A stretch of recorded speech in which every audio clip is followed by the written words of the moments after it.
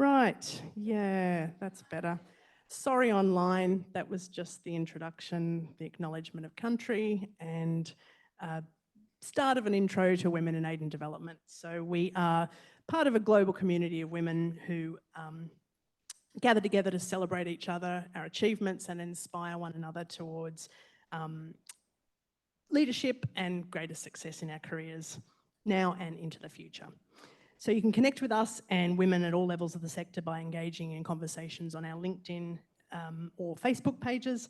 And if you hear or learn anything particularly interesting or memorable tonight you'd like to share on social media, please tag us. So my name's Michelle Imeson, my pronouns are she, her, and I'll be moderating our session this evening.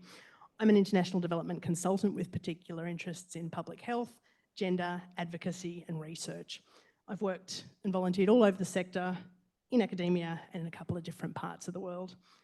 I'm also a member of the Women in Aid and Development Events Committee, which meets regularly to discuss ideas for these events and to organise them and find speakers. I'd like to acknowledge my fellow Sydney leaders who are here tonight, as well as board members and our chair, Chris Franks, who always brings us all together. So a couple of quick housekeeping things. The exit is the same as the door you came in on if you're here in person. The bathroom is around the corner there. Please help yourself to food and drink during the event and do stay on afterwards for some more networking with other participants and with our speakers. And our session tonight's being recorded. We'll share that with you afterwards so you can listen back and share with others as well. So, we know that young Australians are compassionate and global citizens who want to be part of developing and implementing dynamic solutions to global poverty. But the aid, development and humanitarian sectors are small in Australia, at least, and can be very tricky, even globally, to break into.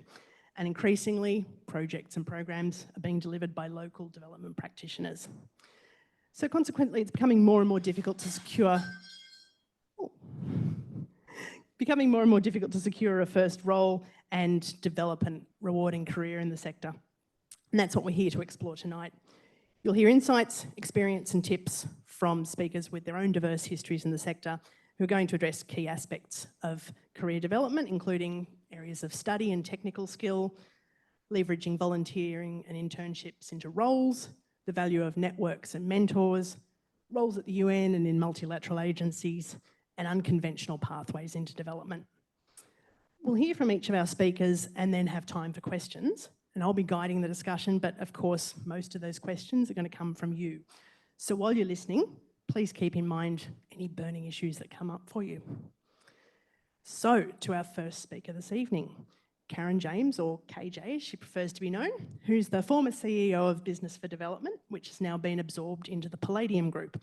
And if you have no idea who they are, keep listening. As a director at Palladium, Karen is focused on the resource sector to catalyse sustainable development. She's got a background in systems thinking and engineering and a unique talent for unpacking complex issues with companies to find strategic opportunities. KJ's previously worked for the Commonwealth Bank, is the author of a book on working with purpose and has run her own consultancy business. And we're looking forward to hearing more about all of this and in what you have to share. Thanks, KJ. Okay, well, thank you everyone for having me, and thank you, Michelle. I guess I'm probably the person who's going to speak to the, what was the last one? The unusual pathways. That's kind of me, because I think what I've found with my career is I bought this card that I've given to both my daughters, and I bought an extra one because I love this card so much. And I don't know who's going to get this one, but it says life in stitching, and it's a squiggly line against what is a straight line. And I think life is a squiggly line. And I saw this woman present once, and her whole speech was called Squiggly Line. And it's like we want life to be a straight line, but it's not. But what we do know is in life's squiggly line, we will eventually get to our purpose. We just don't quite know how we're going to get there. And one of the greatest things about getting older is you get to look back at your squiggly line and see those moments of truth where you made a decision that changed everything. And And my story is unusual because it was defined by these moments, right? So I studied electrical engineering, not because I wanted to be an electrical engineer at all. It's because I wanted to take care of my mother because she was in an abusive relationship. And I was like, I always called her by her first name, Kath, out of here. And so I went to my guidance counselor in America and I said, you know, I don't know what to do, but I know what I need to do when I get out of uni. And he's like, what's that? I said, I have to make enough money that I can pay back my student loan and take care of my mother. And he's like, that's not how people make careers. And I'm like, well, that's how I'm going to make mine. It's like a moment in truth. And he's like, well, tell me what you like, and I said, I like fixing things. And that really became the beginning of what I studied. And I had no idea what electrical engineering even was. I just was like, I got in there and I'm like, ooh. I had no idea it was all men. I got there, it was a cohort of 430 students. There was 6 women. I'm like, oh, didn't know that. And so when I got out of uni, I obviously needed to get a role so I could fulfill my purpose of helping my mother. And I had $60,000 US of debt. And that was 1984, so you can figure out my age. And I was like, oh, this is tough. And then I made another decision, right, on that squiggly line. And I was living in the state of Connecticut in America, and it was during the Reagan years. And all the money was going to these companies in Connecticut to build weapons of war. And engineers would just you remember, they were just getting, all the engineers were just getting jobs in these big companies. And I was like, well, I'm not going to do that. I am not going to contribute to war. And everybody's like, you're crazy. And so the only thing I could do based on that decision, because there was no work in Connecticut, is I had to move back home. And it was like, no, because I moved back in with the situation with my dad, right? And I'm just like, I can't believe this. And so I'm like, it's okay, we'll dig deep. And I just took the first, I just had to get working, right? Because I had to get going. So I ended up being what I would call an accidental IT person, right? So I got into the beginning of IT. And at the time, it was dominated by men, and the women got the worst jobs, right? We were like, and I got this product that was just, can I say the word crap? That's okay. It was just crap. Like, you'd look at it and the whole system behind you would just reset, right? And the customer would be like, did the entire network just reset? And I'm like, I think so. Let's get in there. And that product is why I'm in Australia, because it was a switch, and switching was the precursor to IP and the internet. And so Australia's always been ahead in IT, and the Bureau of Meteorology wanted to put 2 switches in every weather station to report back on the weather data. And then DFAT's like, this is a good idea. And they wanted 2 in every post. And so the only engineer globally who understood the resetting technology was me. And all the guys were so upset because everybody wanted to go to Australia. And so I went from, America to England to Australia, all on the back of this bad technology, right? And so, I continue to have these moments, right? And I could go through them all, but I don't know if that's really the point, right? But the point is that every 4 or 5 years, I made these really important decisions that shaped my life. And so I think decisions are very important. And being able to walk away from money is very important. When my foray into Combank, that's an interesting thing, because I was in IT and I'm like the accidental IT person. I don't really want to be doing this. And so I did a master's in environmental engineering, and I was going to do that. And then I had a very early divorce, unexpected, bit traumatic, when the person who invited me to speak here, my youngest daughter, she was 3 months old, right? So I decided, I need to stay in IT a little longer until we get through this. And so I just caught up with a customer, had a coffee, and said, I really want to get out of IT. We were just talking, because in IT, nothing worked when I was in it. And so you became pretty tight with your clients, because you went through like a lot of harrowing things, like the Combank call centers are down for 3 days. You show up.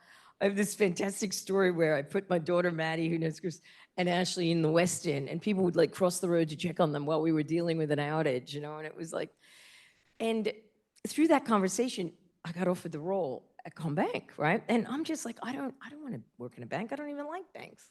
And he's like, that's why I want you to come into the bank, because we need to drive a cultural change.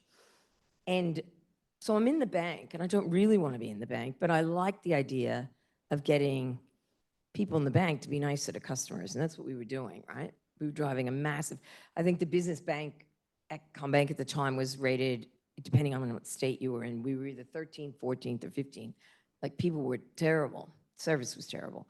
And so we did this huge re-engineering. And during that time, I thought, I'm not going to get locked into this mentally. I'm not going to get caught up in this money. And I'm just going to express what I think is important while I'm here and then leave. And because of that, I was quite vocal. Like, I look back and I'm like, how did I get away with that? And that's how I got the opportunity to establish a women's network, Women in Focus, which is still going. And that's how I got to work with the Hunger Project. And we were talking about funding, and, you know, we were going to roll out this new strategy, and the bank's Net Promoter Score, which is how they measure customer sat, was terrible. And this being recorded, oops. And I was given the job of this division to improve customer sat, and I'm like, well, you know, we have to get people to care, right? Because if they care, it will be better. That's it. That's the strategy. We're going to get people to care. And I was doing this work with Women in Focus, and I heard the CEO of the Hunger Project speaking, and she was speaking with McKinsey's general, like MD, a guy called Michael Renee, and Kathy Berg, and I was like, that's what we need. And so I put forward this idea to partner with the Hunger Project, where they train us to be better people. And we work with them on our strategy, and they get involved in the business, and we leverage their approach to changing people's mindsets around, you know, getting yourself out of poverty into the division. And I think it was probably some of the best work I've ever been involved in my career. And we paid them. We paid them, and we used our training budget. It wasn't done out of any other, and so we paid them like a supplier. They had a master supplier agreement. And that program went for 9 years, which is a long time in Combank. And, you know, and that's how I came to be in international development, because I got these introductions through the Hunger Project. And it's kind of a long story, but the point is that you can't be like, I want this job. It's like, what do I want to do to change the world? And just talk about it. You know, just like get out there and just start talking about it. The reason why I got the opportunity to build Women in Focus and found it was because all I did was talk about women, because I love helping women. It's like my happy place. And it's like, okay, I'll just keep talking about it. And then they're like, we want to do something for women. And my boss was like, can I give that to Karen James to just shut her up? And it was almost like, give it to her, because she talks about it all the time. And so you just have no idea where that squiggly line's going to land you. But if the one straight line through your life is what you really care about, and I'm avoiding the word passion because I think it's overused. I'm avoiding the word purpose because people get caught up in it. It's just like, what do you care about? You know, like, and just keep going for that. And on Sunday or Saturday, I handed the baton over to a young woman to lead a retreat that I was leading for 9 years. And it was like hard to let go of. I'm like, oh, okay, it's yours now. And I called my best friend and said, okay, I've let it go. She's like, we got to backfill that. It's your happy place. And it's like, so find what really brings you joy on that line. And you can find it anywhere you are, you know? Like I thrived in IT because I cared about just helping customers. And because everything broke all the time, the stress levels that early stage technology created was unprecedented. And it's hard to even imagine what it was like, because everything works. But if this was the 80s, that stuff behind us would have reset 3 times already.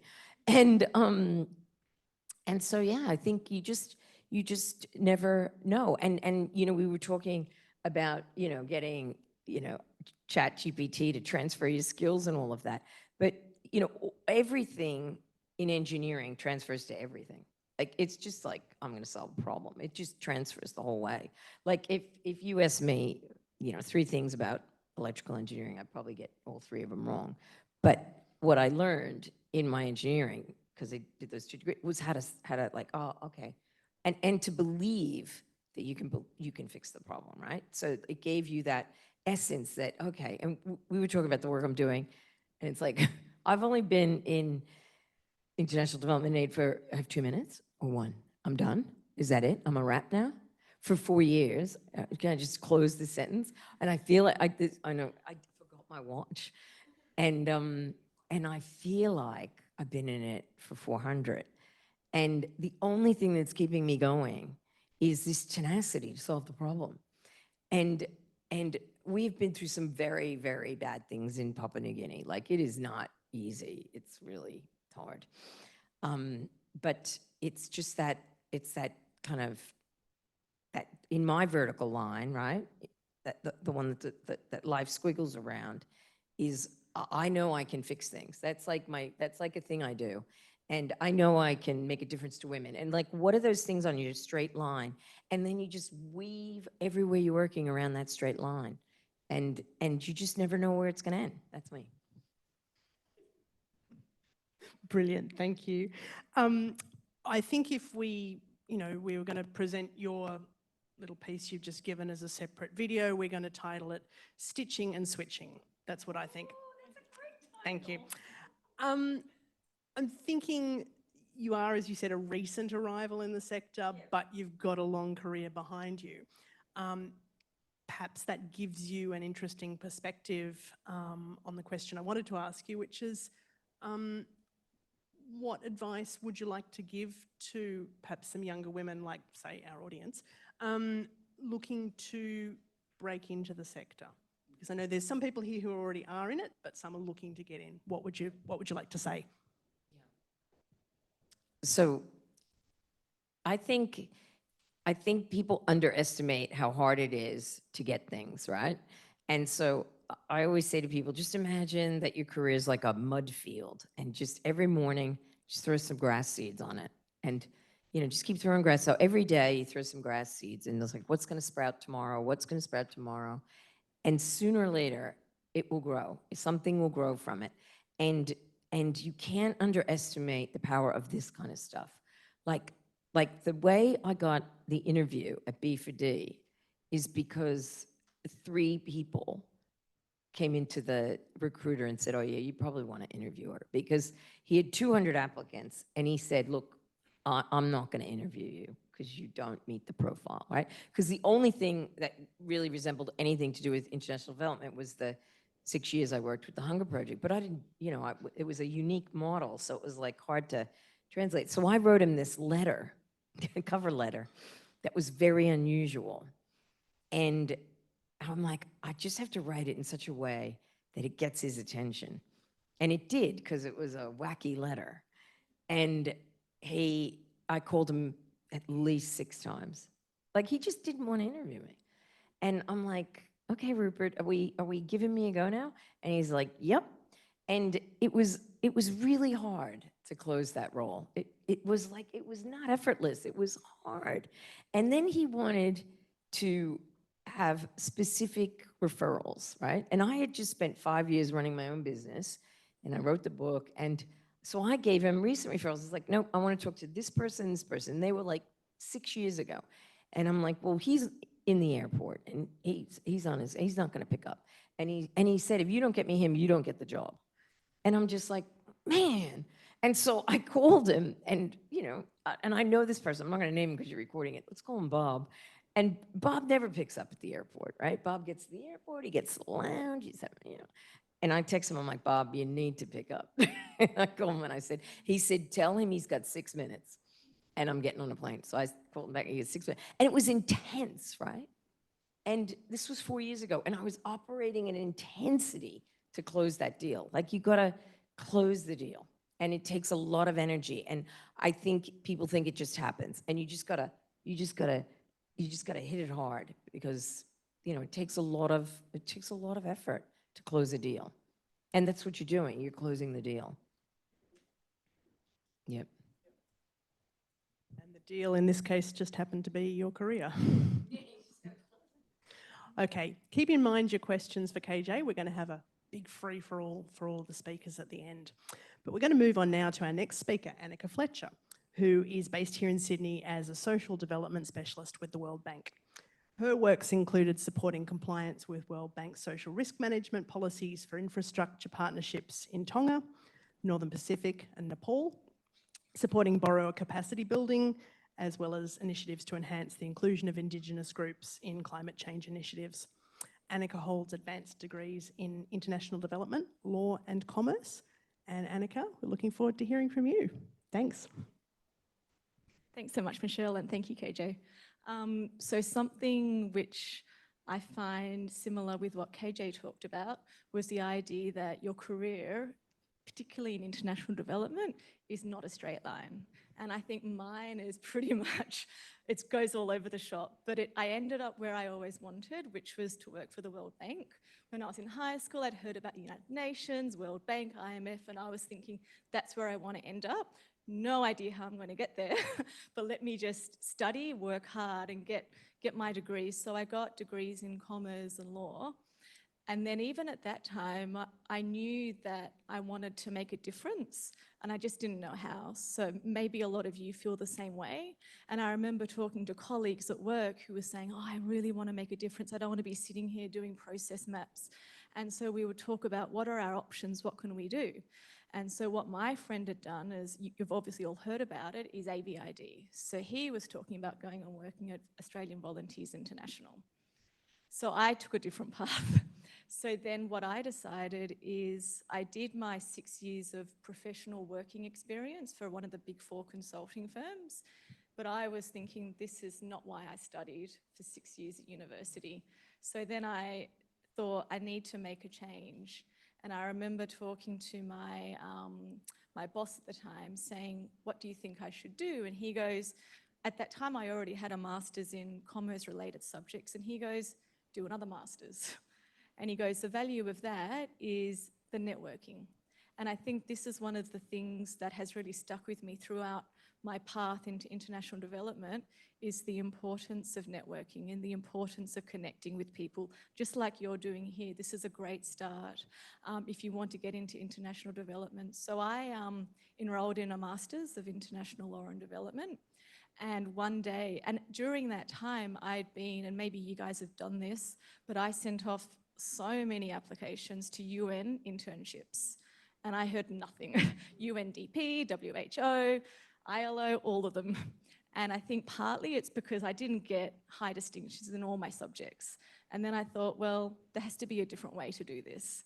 So I talked to my law professor after class, which I thought was very brave of me because it's not what I normally do.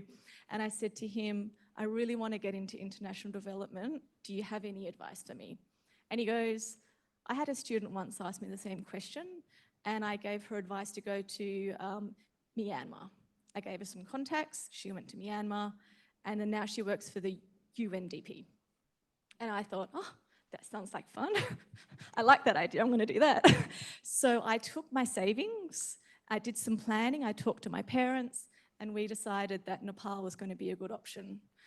They knew some people there, my law professor knew 5 lawyers. I thought, I'll go there, I'll talk to these 5 lawyers. If all fails, I bought some trekking shoes from Kathmandu shop, I'll go on a trek, come back and reassess.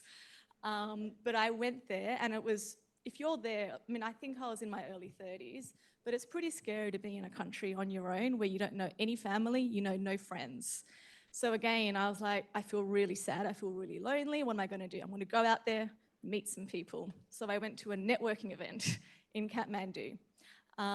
There, which ended up being quite a life-changing moment, because then I made some connections with some more high-profile people in Kathmandu that worked for, you know, quite important companies, and just through this networking event.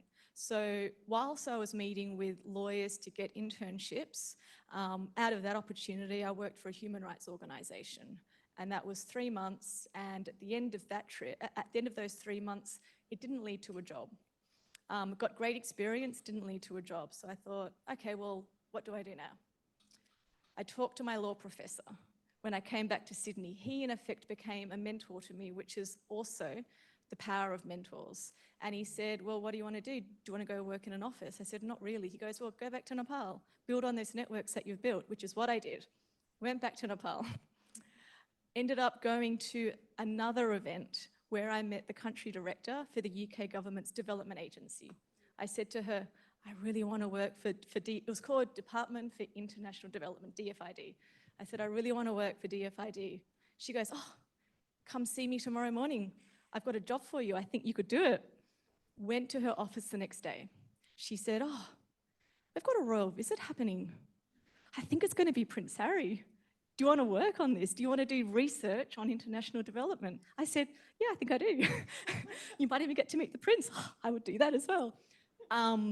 And so then that got me my start into development.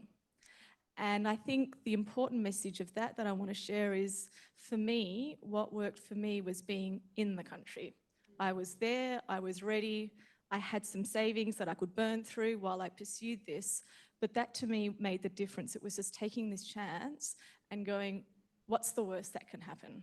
I can ask someone, the country director for the UK government, for a job, and she can say no, or she might just say yes. And so that's what happened. I ended up working for the UK government for 3 years. In that time, the Nepal earthquakes happened, had to go back home, came back. And I think this is part of what you're talking about. It's not a straight line, it's going up and down. And then at the end of that stint, I had the opportunity to stay. There was a role there, but for various reasons, it didn't work out. Again, I was without a job after doing all this work and having incredible experiences working on reconstruction. So then I went back to Sydney. I'm like, what do I do now? I'll go back again, try again. Again, another event happened, and of course this is just not me turning up at events randomly. This is actually talking to someone and saying, what do you think I should do?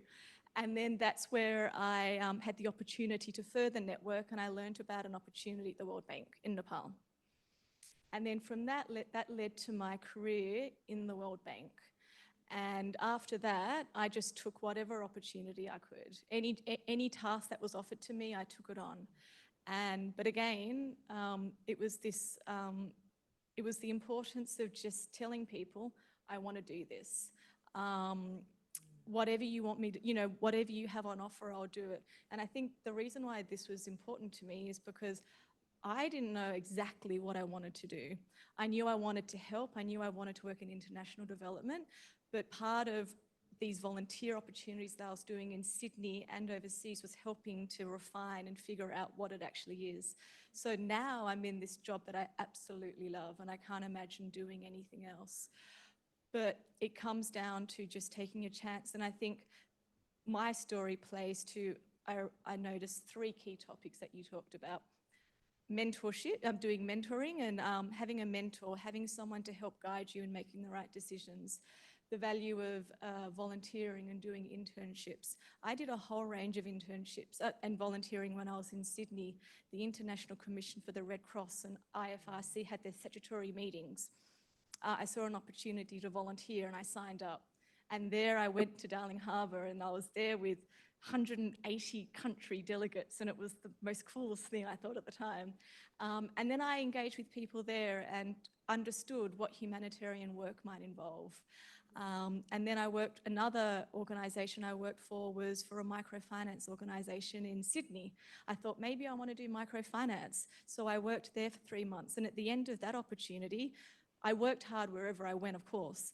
And I was offered a role where I would be in, I think, Cambodia, working on microfinance. And then I realised, you know what, maybe this is not actually where I want to go. And I think in the back of my mind, I remember being in geography thinking, I really want to work for the World Bank or the UN.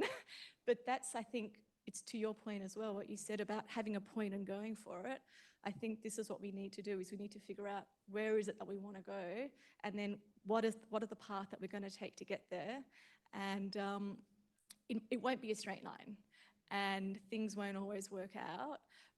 But all you can do is just take chances and see how you go. I think I was lucky and I'm not suggesting that everyone just jumps on a plane and goes to a different country. But I think as well, for me, and someone came up with this term for me, but it's taking calculated risks. If you want to do something, what's your calculated risk? For me, I thought the worst that can happen, I've spent some money, I've spent 3 months of my life, I'll come back, I know I've got my professional job to fall back on if all falls apart, but then what if it actually works out? And I think that's how I made these calculated risks. But I think as well, I've just got time? Yeah, cool. I think as well, what I found also was important, which I touched on before, was how important having a good mentor can be.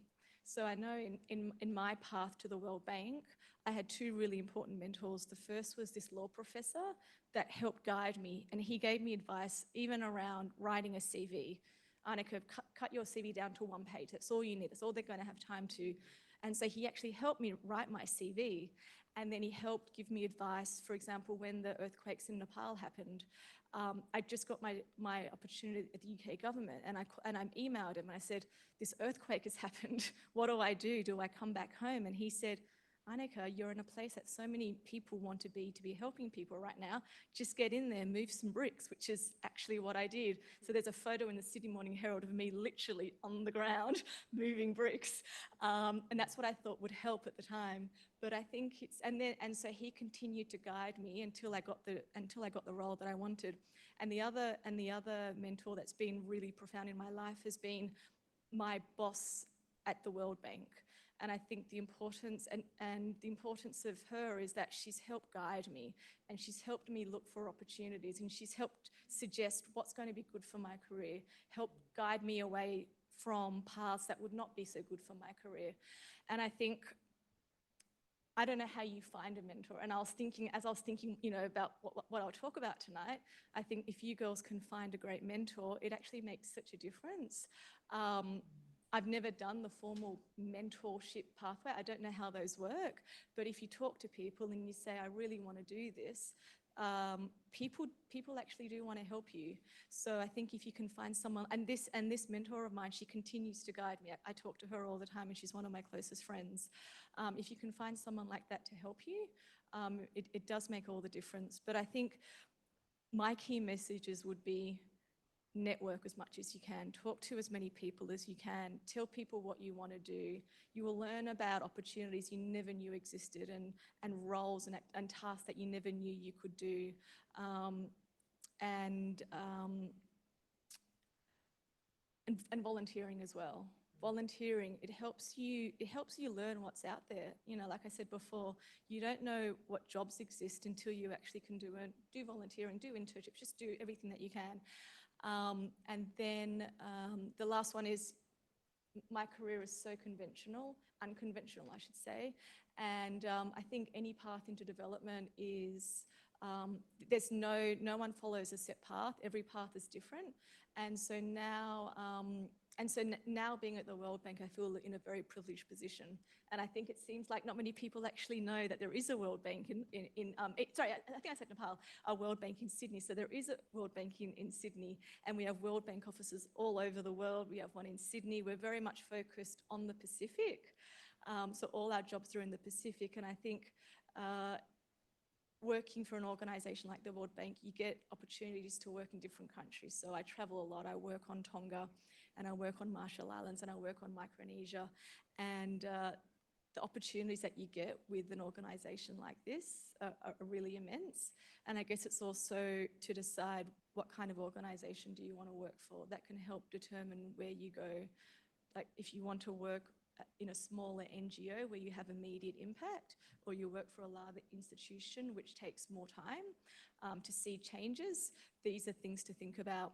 And then I think lastly, in terms of the topic around study, I think study what you're interested in, study in the area that you want to work in. I know advice that I got from a lady who worked for the I think it was called AusAid at the time. She said, do a degree in project management. That's what you do a lot of the time, project management. That's what I was told. I regret not learning a language because I think a language can really make a difference. And then sometimes working for different institutions requires a master's.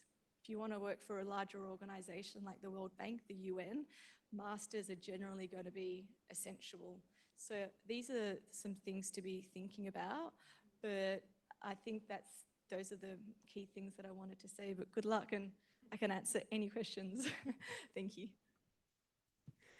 Thanks, Annika. And I couldn't help thinking, I really hope you're still in touch with your law professor, because now that you're living the dream, Yeah. he must be pretty proud of you. I need to get back in touch with him. I think you do. So again, we're going to have questions for Annika and KJ and me at the end. But I wanted to just ask you now, your career to date, this far, what's the biggest challenge you've faced up to now, and how have you overcome it? Okay. So the biggest challenge, I think there's two. Can I say two? I think the first one is the uncertainty. I think it's really scary to not know what your next job is, particularly in the development sector, if you're doing volunteering or you're doing short-term stints, to come to the end and go, what will I do next? It's really, it's daunting and it's scary. And I know particularly times in Kathmandu where I was away from friends and family and I thought, what am I doing? Is this actually going to lead me where I want to be? And I think I never doubted that I would end up where I wanted to be, but it is daunting being so far from home and without your support networks. And I think the other challenge is working in this environment is you do make sacrifices, particularly if you work overseas. So I've missed countless weddings, I've missed countless birthdays, I've missed opportunities that my friends have had, but there's no regrets. It's just a challenge that you just recognise and you acknowledge and you accept. Second that for sure. Okay, keep in mind your questions for Annika, or keep developing them as we come to our final speaker, and that would be me. So you heard a little bit about me from me at the start.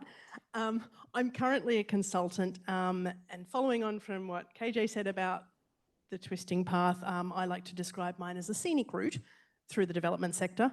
NGOs, academia, the UN, a board, government, and lots of volunteering. I think I'm going to touch on a few topics that both of our other speakers have touched on, so probably unsurprising. And I am going to take just a few sort of moments from my career as a way of sort of illustrating some points that I wanted to make and offer some insights from my own experience that hopefully might have some value for all of you. So by way of introduction, how I came to development, as I recall it, it was a rainy Saturday afternoon. I was about 10 years old.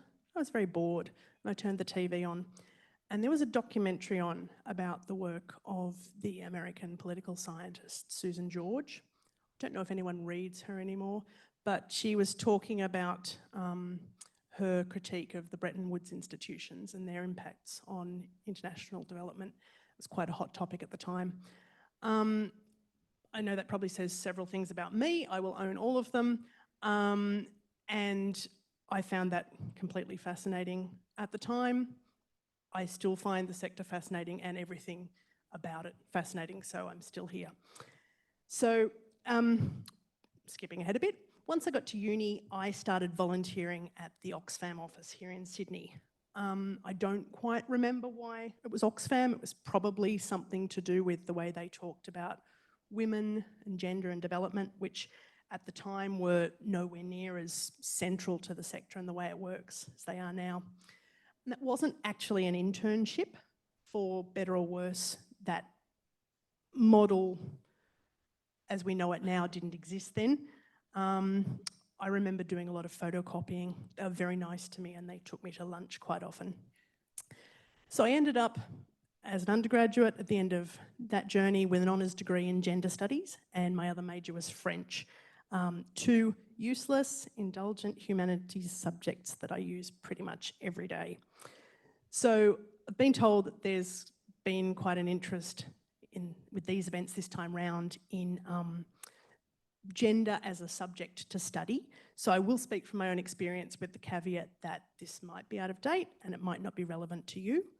Gender studies as it's taught in Australian universities as a standalone subject is highly theoretical. It's not relevant to development, but it was also the most intellectually demanding subject I did. It's done the most to shape the ways that I still look at the world, and perhaps most usefully, it's taught me to ask the right questions, or at least come as close as I can to asking the right questions, and that is, in development, highly, highly relevant. So, since I brought up my undergraduate study, and Annika already mentioned it, a drum I like to bang quite a bit is language studies. Australians are pretty bad at engaging with them because we don't really have to. But if you end up working overseas, and you may not, you're almost certainly going to be in a context where English is at least used professionally. But in the wider context, you know, you live in a place, you've got to do your shopping, you've got to interact with your neighbours. English may or may not be spoken, and your life is just going to be easier and more pleasant and more fun, and frankly, your employer will know that you're going to stay around for longer if you can have those kind of interactions because you are willing and able to have a go at picking up at least some proficiency in a local language. So as to which language should I pick? That might depend on whether you already have some existing language skills, where you think, if you know, you might be interested in working. But as a starting point, I'd say have a think about one of the other than English, 5 official UN languages, depending on the duty station you might go to. And I'm not saying you will necessarily work for the UN, but if you are interested, language skills are often listed on UN position descriptions as a desirable characteristic. So you are helping yourself, giving yourself that edge as well as putting this towards your career as well. And during my time as an undergraduate, I also just kept reading about development, anything I could get my hands on, learning everything I could, though I had no particular sense at the time of this being a career. And that reading is a habit I haven't really changed. You really should be keeping current with what's going on, and I don't just mean your textbooks. If you've been motivated enough to come along tonight, presumably it won't be much of an issue to you to be interested enough to do that reading, and frankly, I mean, I just think it's really interesting. What you read depends on what you're interested in. I don't ever think you can have too much general global news. Just keeping across the news is a good start. And then there's the sector-specific stuff. Take your pick. DevEx, Dev Policy, Global Health Now if you're interested in health, Pass Blue if you're interested in UN news, the Lowy Institute Interpreter, international relations from an Australian perspective. You can subscribe to almost all of them, or at least some version of them for free. No, I don't read all the emails I receive either, but you can have the intention, right? If you don't know where to start, ask your colleagues or ask your lecturers what they read and start from there. And if you don't like something, you can unsubscribe and just keep an eye out. You'll see links to other things, go down all the rabbit holes, see what else there is out there. As I said, you can just intend to read all of it, even if you never quite get there. So when I finished my undergraduate degree, I was feeling a bit of a loose end, and I sort of thought, I need to try and see if this development thing works as a career. Still didn't have really much concrete sense of what that might mean, but I was able to go to Bangladesh as an Australian Youth Ambassador for Development. Annika mentioned the AVI program. That's what's around now. DFAT has, it gave WiAD a rest and now it's retired the program, but there's AVI, although that doesn't have a specific intake for young people, which was one of the benefits of WiAD. And these days also there's a plethora of online volunteering options. So as I said, I went and I sort of thought, well, let's see how this goes.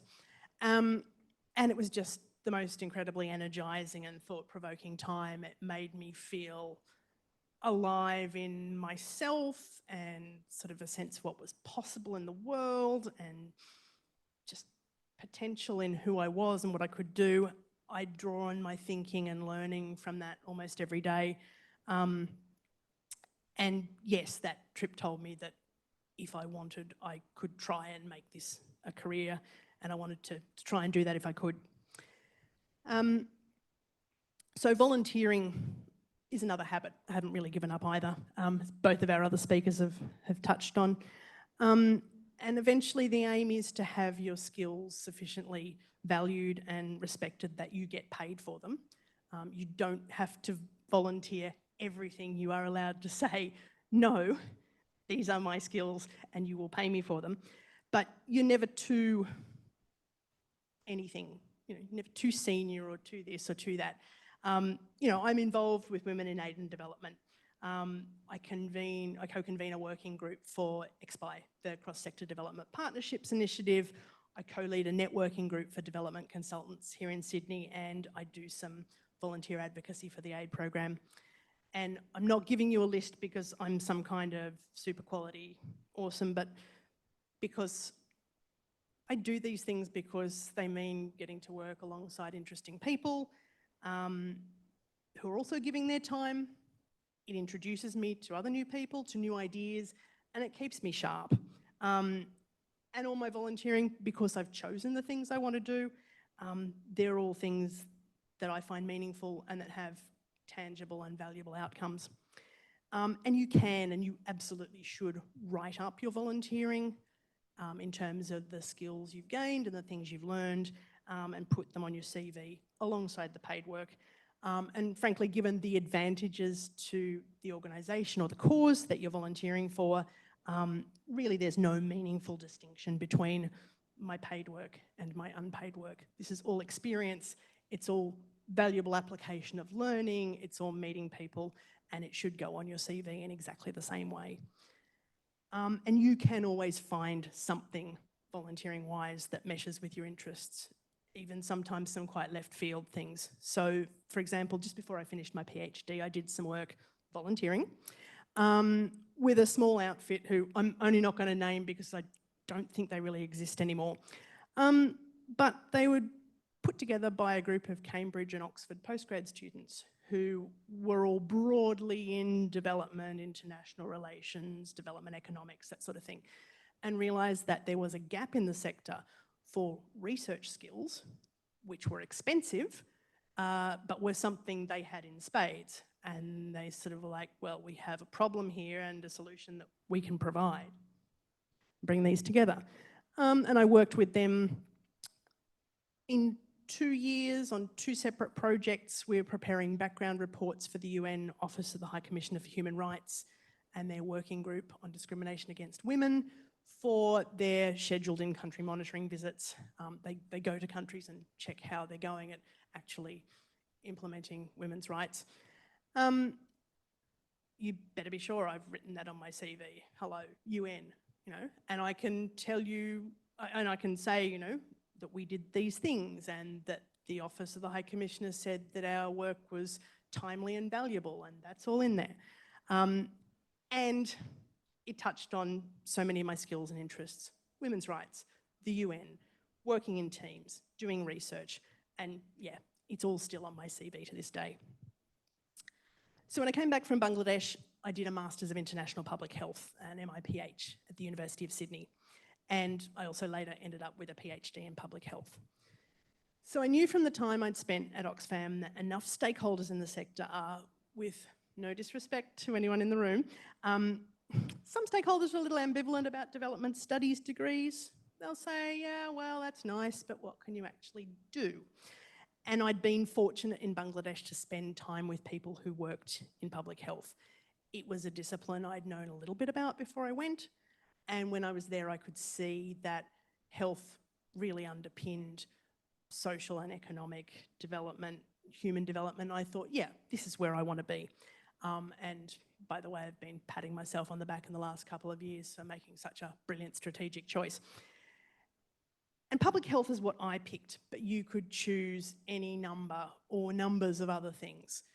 M&E, international relations, economics, law. Hey, apparently there's even a role for the engineers. The current postgrad options are often quite specific, in my opinion, sometimes a little too specific, and you don't need to rush into choosing. As Annika suggested, you may even come back having had one bite at the postgrad cherry and have another go. So that's the what of study, but there's also the where. So keep in mind that Australia is not your only option. Look for scholarships. Find out if you're eligible to study somewhere else. So for instance, if you're a dual EU Australian citizen, or is there somewhere you might speak the language and you can go and study there, or some place that has a particular specialisation in a topic you're particularly interested in. So higher research degrees are a rabbit hole we probably don't need to go down right now. I'm happy to take questions, or we can talk one-on-one later about that. But I will just say that they are something you want to think very long and hard about before you commit to. You need to want not just the outcome, the PhD and the fancy hat. You need to find a topic that is going to be meaningful enough to you that it's going to get you out of bed every day, even on the bad days, for 3 or 4 years, because it's often very lonely work and it's as personally demanding as it is intellectually demanding. I felt quite emotionally turned inside out quite often, you know, constantly thinking, am I good enough for this? In some ways, the intellectual side was almost easier. It was just one foot in front of the other each day. Here's my to-do list and I do the things and cross them off. And although I've just spent some time extolling the value of university degrees, this might sound a bit odd, but they are not the only pieces of paper worth having. So, for example, I also have a Cert 4 in Workplace Assessment and Training, and I have a certificate in teaching English as a foreign language. They were both things I thought were interesting, I thought they would be useful, and they have been, and you should pick whatever is interesting and useful to you. So, to skip ahead a bit, I have threaded through my career various stints of work at the UN. 2 of those were volunteer stints, again, on the CV.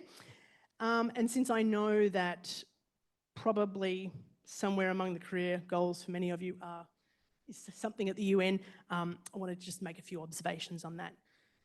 So firstly, to work at the UN is to work in the international public service.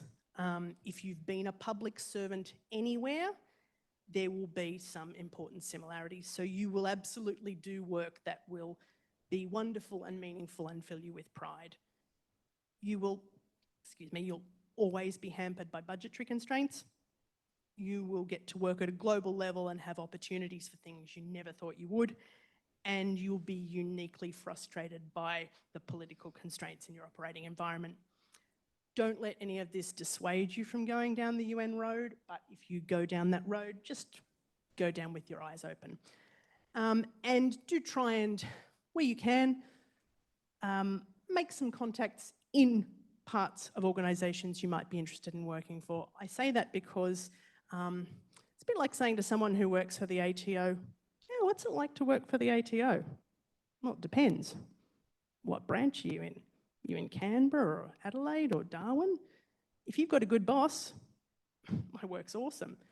You've got a terrible boss, you could be in the place you've wanted to be and you're tearing your hair out. So it's, you know, UNICEF in this city or that city, or UNICEF and UNDP in the same place could be really, really different animals depending on who's there, the dynamic, the management, what people are working on, the structures they're working in. So the UN application process is really, really precise. You have to address every single selection criterion and you need to show that you meet them. There's no fudging it, there's no kind of, I'll focus on these bits because they're the bits I can do and we'll leave those ones out. And they get enough applications for anything that if you do not tick every box, they do not need to consider you. And as Annika mentioned, I think anyone in this room applying for a role, a master's degree, yeah, will be an expectation, and there'll be, and the position description will say this, a minimum amount of expected work experience, you know, X number of years doing this thing or that thing. It's also a very long process, aside from the fact that you will have to probably set up a personal profile on the website of the particular UN agency in order to apply to them. Time consuming in itself, and of course, none of the agencies use common backend. So if you want to apply for them and for them and for them, you will have to set up profiles for each of them and put all the same information, which is on your CV. Yeah, it's an exercise in patience. After you've done all that, you've hit send on the application, the process can take 6 months or more. I say that because, you know, any other job, if you haven't heard from someone 3 or 4 weeks later, you're wondering what's happening. Oh, just basically go and forget you even applied for this UN role. And then in 6 months, if you get an email, it'll be this great surprise. If you make it through the initial application, there will be a skills test and there'll also be an interview and the usual reference checks. And then having taken that long to decide maybe that they want you, they'll want you to be there actually last week. They will want you immediately. Their timelines are their timelines and they're supposed to be your timelines as well. So taking all this account, in relation to the UN and other multilateral agencies, you might also want to think a bit laterally to help you narrow your search. So, for example, think about where these agencies are located. Everyone knows WHO headquarters is in Geneva, but WHO's got 6 regional offices. It's got 150 country offices. Maybe you could end up in one of them. Find out about how they operated. So, for instance, Gavi and the Global Fund, not UN agencies, large health multilaterals, but let's think of them for now as being in the same basket. They have administrative structures in the countries where they work, supporting health systems financially, but they don't have offices there. There are only a couple of hundred people work for Gavi and the Global Fund together. They're all housed on a couple of floors of the same building in Geneva, which, by the way, you'll have to think about, you know, if you're gung-ho to work for the Global Fund, you'll be going to Geneva. Think about if that's something you want to do. Do think about where you are interested in working. For me, my only hard and fast rule is no war zones.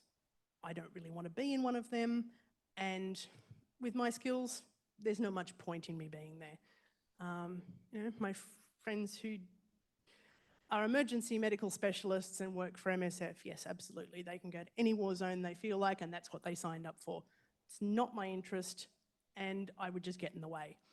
Think about what it is you want, what your red lines are, what you want or don't want, what your family wants. It's going to depend who might be going with you as well. Find the agencies you're interested in on LinkedIn. Follow them, find out about their people, the issues they're working with, their internal structures. This should be a route that you start to see some of the jobs that come up. You can even just look at some of them. You don't have to apply to the first thing you see, just look at some of them. It's really good practice just to look at the position description. As I was saying, knowing you have to hit off every point, just look at them and go, well, I can look at it and go, oh yeah, I meet most of those, cool, doing well. In a year or two, I might apply to something like that. And then sometimes these things in the UN or anything else are just pure dumb luck. So the final thing I wanted to say, because I'm not sure who needs to hear it, is that there is, I think actually our other speakers have both more or less made this point, there is no right way to do a career in development. There's no correct order, and there's no set of boxes that you have to tick. It's not a linear pathway, as both our speakers have certainly already said. My own thinking is to think of it as a game of 4-dimensional chess. Your friends are thinking about whether they're going to maybe move to Melbourne, maybe with the same company, you know, or move to another company here in Sydney. You're thinking, maybe I'm going to move from program management to fundraising.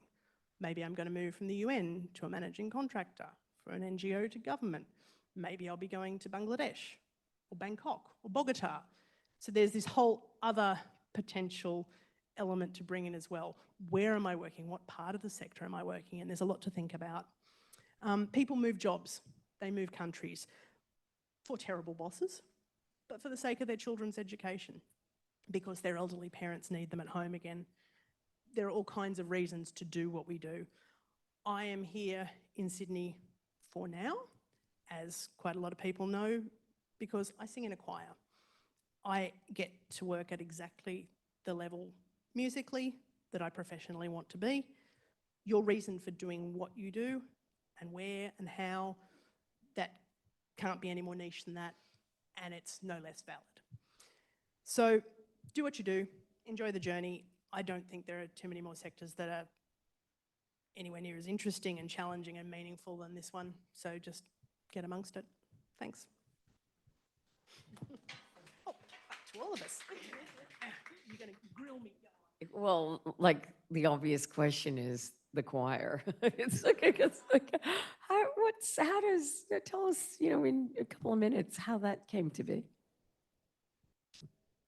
Well, it's not professional in the sense that I don't get paid for it, but again, as I think we've all discussed, there is absolutely value in things that you do that you are not paid for, and there is value that can be expressed in ways other than money. Singing in a choir has just been something I've done for a long time. The one I'm in, we work at a professional level.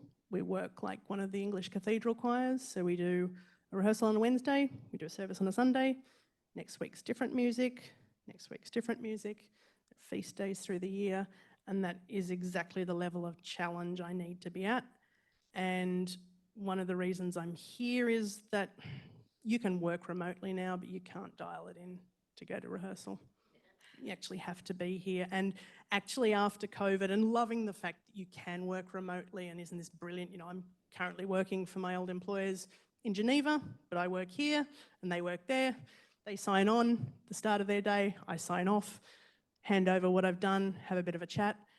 Loving that.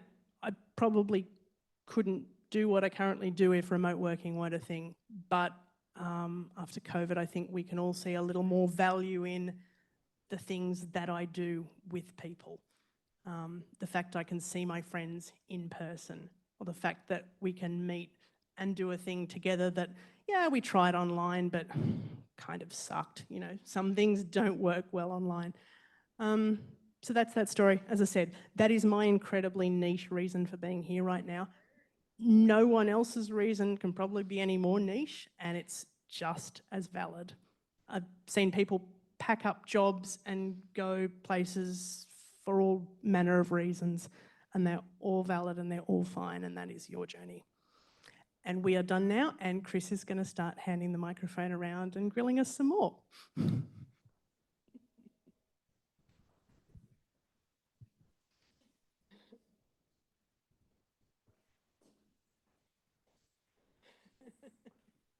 Oh, we just got the one, do we? Hi, I just first want to say thank you to all three of you. That was really invaluable. I'm lucky enough to have started my career in international development, but as you've all explained, it's not been linear. There's been a lot of experience that I didn't think was valid at the time that actually was. I think that's been my main takeaway, but also just the commonalities between the three of you were just the that passion and that kind of single-minded value or interest or passion, whether we want to use that word or not, the whole way through, and that trust that you will get there some way or another. The other commonality is volunteering, and it may be controversial, but I do want to speak to that, as you just said in terms of the choir, that our value may not always be remunerated, but I wonder if that actually creates development professionals in a niche. Like, not everybody can, Annika, like you said, have savings to burn through. And I was privileged in my position that I also was able to do the same thing. I had the ability to travel and intern to when I returned to literally $2 in my bank account. I came home to a family that then I could stay with until I did it again. And that is the expectation a lot, to intern and to volunteer at our own personal sacrifice, but they are skills. They are valid. And I just wonder, how long is that sustainable, and how long is that actually excluding people from this sector that have the skills but don't have the ability to return with $0? Because not everybody has that, and that's a real privilege, and I am aware of my privilege. But I also wonder, and my experience has been that there are a lot of females volunteering. I very rarely saw a male in the same experience that I was. And I don't think I'm alone in that. Like, I see all you nodding, but I do wonder, and I agree that maybe there does need to be that need of paying our dues. We've all experienced it, but it has to be, it must be excluding people. And how can we, as professionals and providing tips to other people, we all going to say the same thing. You've got to volunteer, you've got to intern, but at what cost? You know, if we keep perpetuating the idea that you've got skills and you have to share them for free, like how can we do that? I'm a mother of small children. I can't work my full-time or part-time job and mother and then also progress my career through volunteering. There's not enough hours in the day. And yes, there'll be time, and there is time. And I love the fact that your career in international development was after a whole other career. You know, that's wonderful. But am I patient enough to wait that long because it requires this volunteering? And I wonder, just from your point of view, and it's a really tricky question, but how do we maybe move away from that model, or somehow supplement it with a more, a way that we can sustain ourselves while also trying to give back? Because that's our commonality, right, through this room. We all want to do something positive. So good luck with that question. Good question. Who wants to go first? I'm happy to start. So I've done a lot of volunteering, but I never linked, and I've come from a different angle, right? I never linked my volunteering to my career. I linked my volunteering to where I wanted to, you know, where I felt I could add value, give back, whatever. And so I guess in my opinion, I don't think you should have to volunteer intern to advance your career. And I understand the sector does a lot of that. But I think, yeah, I don't, like at what cost? I understand that, right? And I think if you dispel the myth that you have to volunteer and intern to advance your career and development, that would be my recommendation. I don't believe that myth. I don't think that you have to do that. Nobody that I hired at Business for Development, did I hire them because of their volunteering or interning background. Matter of fact, I don't even know what they've done. I hired them because I thought they were going to add value to the problems we were trying to solve. And so I think that that's probably something that the industry needed to fund its cost base. So it developed this kind of protocol of, well, where have you done all this? And you know, I think what IT taught me is, you know, break things. And, you know, like, you know, you could get into development purely by setting up your own business and developing a disruptive technology that changes a problem, that changes the world. You know, there's like tons of problems, right? And so, you know, I don't think you have to join a big organization. I think you want to be like, what problem are you solving for? And how do I get to that, right? And that would be my answer to the question. But I also, if you look me up on, you know, I've done a lot of volunteering, right? And I was a single mom, and I like did a lot during that time, but not because I thought it was like, and you know what's really funny? Like, I get that in certain sectors you have to have the master's. I did a master's in environmental engineering, and no one cares. And I always like say, excuse me, I've got a master's, and they're like, yep.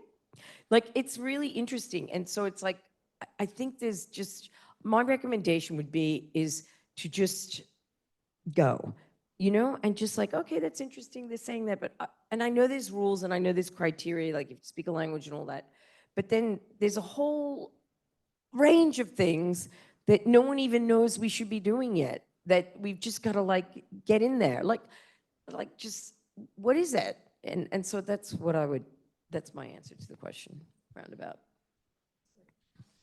I say no. I think it's one of those questions that is going to increasingly fall on those of us who are at the level we are and start to move up into management, which I'm not. I'm out on my own at the moment. You sound like you work for an organisation and probably have more of a sense of this than me. But as I mentioned, when I started, I did not do an internship, and I'm very well aware of the fact that I just got to volunteer because I thought it would be fun. And now I see people doing 2 and 3 days a week for 6 months, and I think, where the hell are they getting that time from? As well as thinking about paying their HECS debt one day and saving up and doing a part-time job. For me, that's in a similar basket to the qualification inflation, we'll call it that, that's come into the sector. There are some CEOs kind of retiring around now who don't have any degrees at all. They'll be quite happy to tell you that. They work their way up from whatever. Great at their jobs, don't get me wrong. But back then, there was a sense of you just come in and do it because you're interested. And now I think it's partly a pressure of the level of interest in getting into this rather niche field, and also the fact that sometimes it's just too hard to, it's not like hiring an accountant where you go, yep, Bachelor and Masters of Accounting. Well, you get an interview. You read a CV and someone's come in from this pathway and someone's come in from that pathway and someone's... How do I determine which of these is better when I'm looking at apples, oranges and something else? It's become this kind of slightly lazy shortcut to say, I got a master's, oh, did an internship there, oh, very good, okay. That person gets the interview. To speak a little more of part of the sector I do know, there's been a very, very long campaign to get interns at the UN paid. Really long campaign. Fortunately, the International Labour Organization, you know, the UN agency that sets international labour standards, they pay their interns because even they could see that it was just too much cognitive dissonance that they didn't when they were busy telling countries that they should end child labour and have a minimum wage and this sort of thing.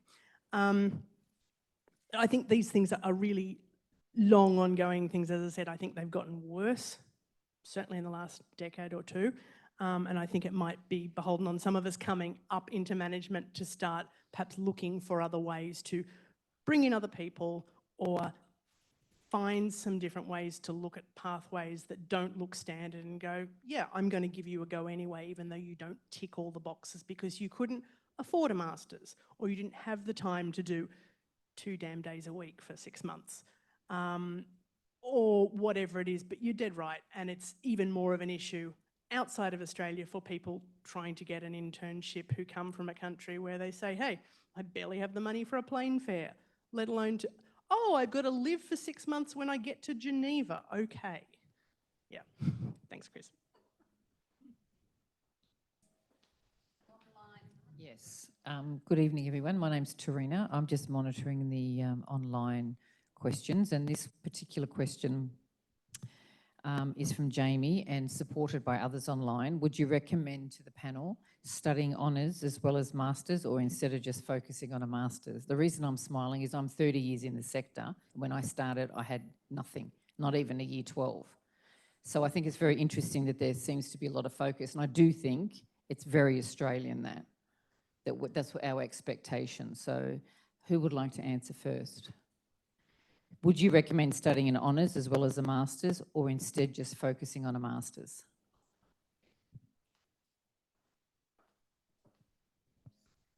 Hopefully some of the others will answer as well. My unhelpful answer will be, Jamie, sorry, it depends. And speaking from my own experience, I did honours in gender studies because I was really interested in it and I thought that was a road I was going to go down. Then other things happened in my life and I ended up down the public health path instead. I think the value of an honours year, particularly if you are looking to perhaps move into a research degree, is that you can then say, yep, done a research project, wrote a 10, 15, 20,000 word thesis. You can lay that on the table and say, see, I have research skills. So it's worth it on that front. There may be some other reason in your life why you didn't take honours, and that's fine too. Some master's degrees offer a research component so you can pick up the research skills that way. As I said, I ended up in a master's, which was a coursework master's, because that was the direction I took. And particularly with some of the masters that might be related to development now being so specific, you possibly can't even study them at an undergraduate level. I think there's about one university I know of that even offers, again, to speak from my own experience, offers public health at an undergraduate level. You couldn't take it there, really, even if you wanted to. So I'd say, yeah, honours is good for the research skills. Just depends on your level of interest, which road you think you're going to go down, and what you're starting to look at after that in terms of what career path you think you're going down, or whether maybe you're going to go straight into a master's, or pick to go off in another direction. I would basically concur. I didn't do a master. I didn't do an honours. When I finished my commerce degree, I had applied to do law. So I thought, let me just do another 3 years at university. But I think exactly what Michelle said. I think you do an honours if it interests you, if it's in line with the direction that you want to go in and you want to further your studies. I was looking at doing, at the time, honours in economics. I was thinking that would be helpful for me to do an honours in economics to further understand development economics. But I don't see that it's hindered me at all.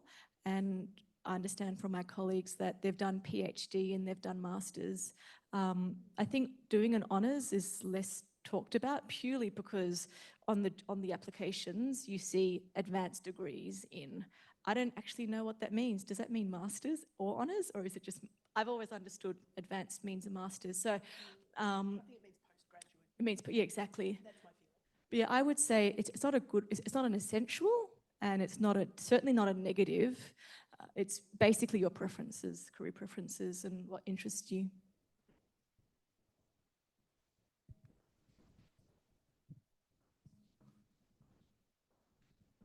Thank you so much to all panelists as well. I just wanted to ask a little bit about if there are certain ways that you can develop specific technical skills, especially if I might be self-referencing a bit too much, so I do apologise, but perhaps if you're someone who does have an undergraduate, a master's, a couple of years in the sector, have done training and things like that. If I can give an example, perhaps if you're looking to explore things like gender-based violence protection and inclusion or security planning and management, that sort of thing, if you have a technical skill in mind at least, if there are certain avenues that you can pursue that in another way. Thank you.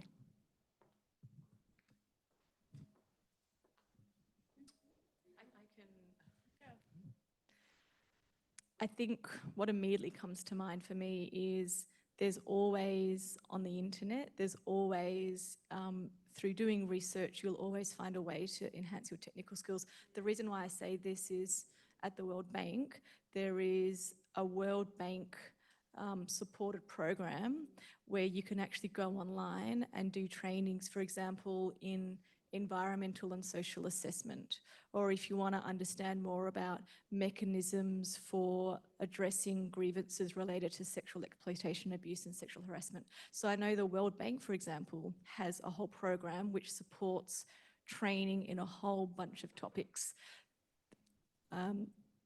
That's the first thing that comes to mind, but there's always avenues. I don't know if you have anything to add.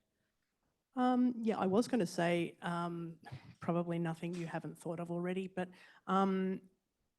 some of the online courses, the online MOOCs are fantastic, especially some of them that are, they really are now courses that are offered in person at actual universities, just run online. And you don't get, I think some of them you might be able to count down the line towards a degree if you wanted, but you'll get the certificate and you should put that on your CV. Within an organisation, which I know you are and I'm not so much, but in a good organisation, part of your annual review, part of your performance review will be talking about where do you think you want to go next year? The training you're thinking about, people should have a training budget and you should be able to at least have a sense of saying, I'd like to do these things. Is that within budget, or are there enough of us the trainer could come here and do it here? I'm sure you're doing those things already.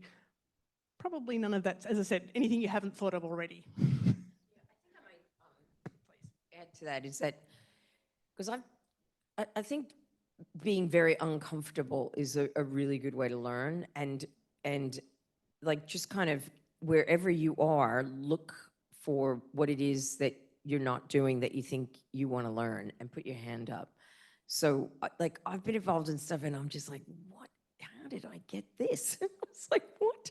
And it's just a matter of like, well, I'll have a go at that and get into it. And, I've recently been working with someone and, she's like, I want to get into strategy. I'm like, great, well, you can work with me on that. And, and okay, what do we need? And we put the list, okay, can you do that? Can you, all right, I'll do that.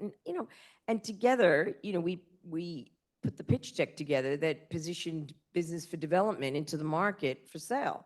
And, the first thing everybody said was, well, that's an amazing pitch book. And, she studied data visualization, right? That's like this thing. And I think data visualization, I talk about it, I'm obsessed with it. It is the ultimate skill. Anyone who can turn a complex idea into a one-pager using Canva is going to move people, right? We've just done this report, right? It's like 60 pages long. And Meg whipped up this Canva blackboard. And that's all anybody looks at is the Canva blackboard, And it took her like 2 minutes to do it. And it was like, I'm thinking of all this and I don't know how to get it out. And I've just gone on Canva and I just whipped this up.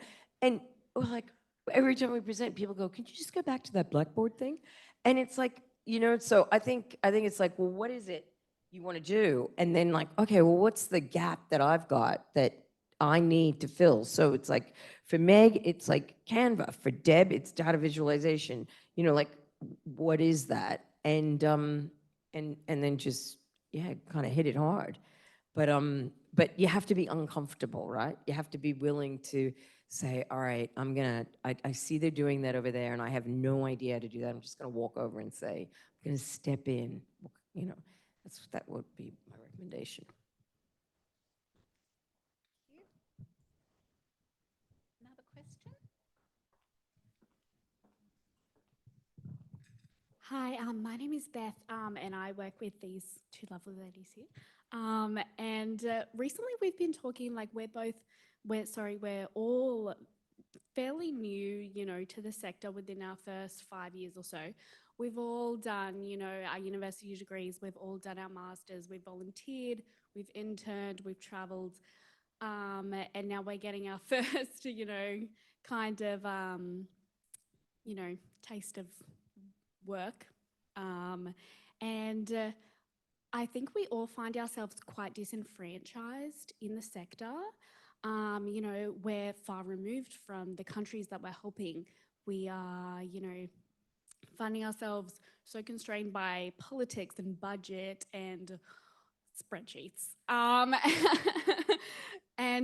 would love to know how you guys navigate that and how you find, how you find connection. I think that's a good, way of saying it. Well, I'll start. I'll say one of the things you do is come here, because this is an incredibly competitive sector. So getting in is really hard, as several of you have pointed out. Connecting with people is really important, and hearing how other people do. And as these ladies have said, find a mentor, somebody who can walk along the path with you.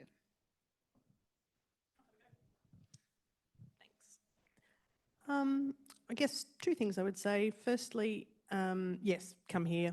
And similar events, if you don't see the events you like, set something up for yourself, make it really informal. Say if you work in fundraising, get the sort of more junior, just coming out to get their first taste of work, fundraisers from other agencies together for nothing other than having a drink, and maybe you'll do some shop talk and you'll just get to meet each other and find out each other's problems, which will probably all be fairly similar, and just get to know one another. And that helps you sort of, through that informal network, find out about what that other agencies like to work for, or they do this interesting thing over here, and that's just all useful to know because one day you might end up working over there. The other thing I would say is find and follow interesting people on LinkedIn.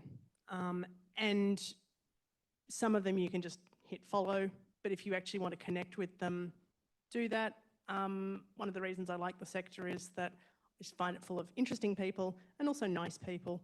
As a consultant, my networking looks a bit different, and it's basically a whole lot of hustle, which can get really tiring. But there's almost not anyone I've seen on LinkedIn who's like, oh, they describe themselves as a consultant, I better connect. It's almost no one who hasn't connected and who hasn't, if I ask them a question, they answer it. follow these interesting people and ask them a question, or if they work in Sydney and you're in a similar domain, maybe you can meet for a coffee, or I believe they're called informational interviews. Talk to them about what they do. Be interested in them. You know, of course, you're wanting to see what you can get out of them. Sometimes it'll be about maybe you can offer them something. I always, when I'm hustling and sort of asking someone something, I always sign off by saying, thanks so much. Please let me know if there's anything I can do for you. And there might not be, or there might not be in that moment, but I've made that offer because I don't want it to be either purely transactional or let me just get all the stuff from you and then I'll just move on. Also, the interesting people on LinkedIn then usually post interesting things. So you find out, this is another way of reading things and finding out what's going on in the sector, or oh, such and such just had a conference. Oh, okay, that's interesting. Or this topic area has just done this policy or whatever. But yeah, I'd say you could take it at two levels. At the level of the people who are where you are, meeting them, seeing if you can't get together or be connected online, and meeting with other people either just who are interesting or more senior in what you do, and that you might be able to sort of pump for a bit of information and maybe have a chance for some quid pro quo as well. Yeah, I think it's a great question, as Sarah asked as well. I think they're great questions, and I think there's no easy answer to them. I think part of what we do is we do this work, which is spreadsheets. It's doing a PowerPoint presentation. It's reviewing terms of reference, and it does feel mundane, and it's easy to go, how is this actually making a difference? But like you said, I find where I work with really incredibly intelligent, inspiring people. And I think it's just through talking with them and actually understanding from them the impact that these projects ultimately make. I think, unfortunately, in an organization like the World Bank or the UN, it does have a mechanism which means that you don't do projects as quickly as you wish you could. It takes longer to see results. That's because we have these structures and rules and procedures in place. But I think knowing that you will make a difference, and then talking to people who have seen that change, and talking to people that are so inspiring, I think that's how we don't feel disenfranchised and disillusioned. Yeah. I think it was such a good question. And I've been thinking about it, listening to you guys. I'd like to say maybe three things. Like, the first one is, I think it's really easy to get caught up in thinking you're in your last best job. And I find it really interesting. I've been working for 40 years, and everyone always talks about my time at Combank, no matter what I'm doing, where I am. And it was like 7 years in a 40-year career. It's not even like 25%. And everybody goes right to it because of the brand. And everybody thinks that it was crazy I left, because why would you leave it? It's your last best job. And I think that, there's a lot of organizations in international development with big names, like the UN, like the World Bank. But if it's not working, like, it's okay, because there could be something else, right? So you've got to be okay with that. And then, Michelle in particular has mentioned LinkedIn. I'm obsessed with LinkedIn. And like, what all of you guys need to do when you leave here is connect with everybody on LinkedIn. The minute I got invited by Chris, the first thing I did was I sent you a LinkedIn invite. And then the minute you introduced me to these guys, the first thing I did was send them, right? I was in first. And what you guys need to do is, and I'm gonna go after everybody and get on LinkedIn. And I'm Karen T. James. You got to put the T in to find me. And you can't underestimate the power. Now, I'm a little fussy. I don't connect with people I've never met, like somebody like, but I pitched B4D, and 80% of my pitches started through LinkedIn. I got my apartment in Melbourne through LinkedIn. Like, it's like a very powerful tool, but you got to do it in the moment you meet the person. Like, it's like, oh, I saw you at a conference. I just can't wait to be connected. And it's just like, all of a sudden you've got this database. So that's my second thing.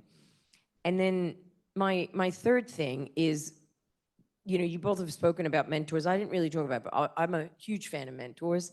I've had them, and I am one to many women. And mentors will say something to you, and hold on to that and don't let it go. So my chair, a guy called Doug Rathbone, he's pretty famous in Melbourne. He's probably raised more money for cancer than anyone in Australia. And from August 2022 until June 2023, I was working on this program of moving B4D into a bigger organization. And at the end of every call, he just said, keep going. And then he'd hang up. He didn't even say goodbye. He just said, and it was like, okay. And it was such good advice because I'd hang up and I'd be like, I've got to keep going. And I would like run around. And I have a friend who's going through a terrible time right now, you know, terrible. Her whole life is unraveling. And I said, Doug said, keep going. And she wrote back, said, you have no idea what that meant to me. Like mentors will say something to you. Like, what did your mentor say about just go, just move bricks? That really, the minute you said that, I'm like, yeah. I was like, I'm gonna go move some bricks. That's like a mantra from a mentor. It's a metaphor to just make yourself of value. You just literally probably move bricks as well, but you probably did other things. But you know, like, don't underestimate how smart a mentor's one-liner can be, and put it up on a sticker and just keep looking at it. Like, keep going, or whatever it is, right? Those are my 3 things. Okay. That seems like a good place for us to leave it for tonight. So yes, absolutely. I would like you to join me in thanking KJ and Annika for their inputs this evening. So we'd like to show our appreciation to each of you with a small gift, a Women in Aid and Development mug, which will help you have the best looking coffee in the office. And we hope to see you again and that you bring your colleagues along to events in future. I'd like to thank the rest of the Women in Aid and Development Leadership Group who've supported the smooth running of tonight's event, and Chris, our chair, who always brings us together. Please connect with us online, like the lady said, either on our website, via Facebook or LinkedIn. You'll be the first to know of future events if you join our mailing list, and if you choose, you can become a member, which will assist us financially as well as giving you the opportunity to be part of our mentoring program. If you would like up the back to let us know what you would like to see at future events, please do, up with the post-it notes on the back table. And our next event, the last for the year, is still TBA. Again, you can find out those details if you're on the mailing list, right? But for now, that's the end of our formalities tonight. Please stay on to enjoy some more food and drink, each other's company, and thank you for being here. And thank you to online as well.